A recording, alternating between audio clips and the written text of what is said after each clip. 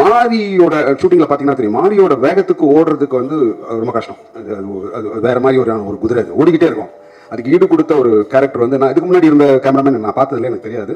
ஆனால் எடியில் வந்து அந்த ஆரியை தூக்கி மேலே போட்டுக்கிட்டு ஓடுற அந்த வேகம் இருக்குல்ல, அதுலேயே தெரிஞ்சிருச்சு இந்த படத்தோட குவாலிட்டி வேறு லெவலுக்கு வந்துடும். அவ்வளோ நான் மானிட்டர் பார்க்குற பழக்கம் எனக்கு கிடையாது, திரையில தான் பார்ப்பேன் இப்போ வரைக்கும். ஸோ அதனால் நான் என்னால் அங்கே அது ஜட்ஜ் பண்ண முடியல. பட் அந்த வேகம், அந்த ஈடுபாடு பிரமிக்க வச்சுது. வாழ்த்துக்கள், நன்றி. அண்ட் மதன் நான் இன்றைக்கி சொன்ன மாதிரி தான், நல்ல நண்பர், நல்ல ரொம்ப நிறைய பேசுவார் சினிமா பற்றி, நிறைய ஆக்சுவலாக இப்போ உட்காந்துருக்காரு. அவரும் ஒரு இயக்குனரும் கூட.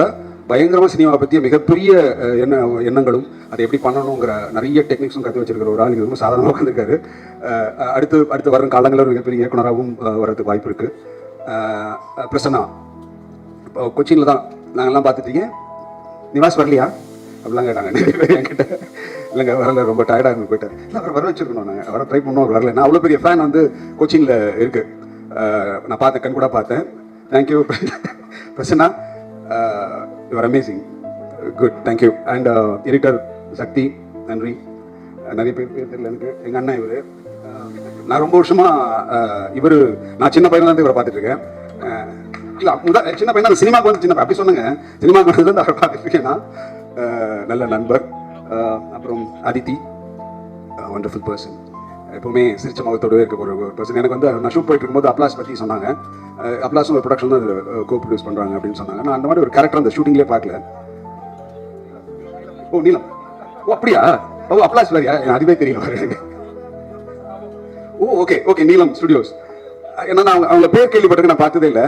கடைசி நாள் ஷூட் இந்த சீன் எடுத்துட்டு இருக்கும்போது தான் அவங்க அப்படியே வந்து போயிட்டு இருந்தாங்க. அப்போ தான் அவங்க ஸ்பாட்லேயே நான் பார்க்குறேன்.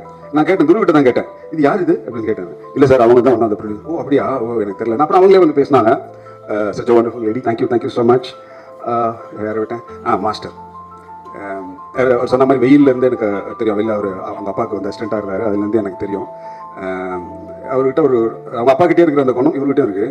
ஒரு ரிஸ்கியான ஷாட் வைப்பாங்க, வச்சுட்டு நம்மளையும் கூப்பிட்டு ஸ்பாட்டில் வந்து பண்ணால வேணால பண்ணாமல் வேணாமான்னு ரெண்டுத்துக்கும் நடுப்பில் விட்டாங்க. நமக்கு என்ன பண்ணுறதே தெரியாது. பண்ணிடலாமா, பண்ணிடுவாங்க, ஓகே பண்ணிட்டு வருவாங்க அப்படின்வாங்க. அதாவது நீங்கள் பண்ண வேணாம்னு சொல்ல மாட்டாங்க, நீங்கள் பண்ணணும். ஆனால் அது வந்து அது ஒரு ட்ராமாலாம் பண்ணி நம்மளை பண்ண வச்சுவாங்க. அந்த மாதிரி ஒரு மனிதர். Thank you. So I think I covert everybody நினைக்கிறேன். நன்றி, எல்லாருக்கும் நன்றி, தேங்க்யூ. டைரக்ஷன் சாரி, முக்கியமான ஆமாம் சாரி, ப்ரொடக்ஷன் மேனேஜர்ஸ் டிபார்ட்மெண்ட், அப்புறம் வந்து அசிஸ்டன்ட் கேமராமேன், உதவி கேமராமேன், எல்லாருக்குமே என்னுடைய நன்றிகளை தெரிவிச்சுக்கிறேன். நீங்கள்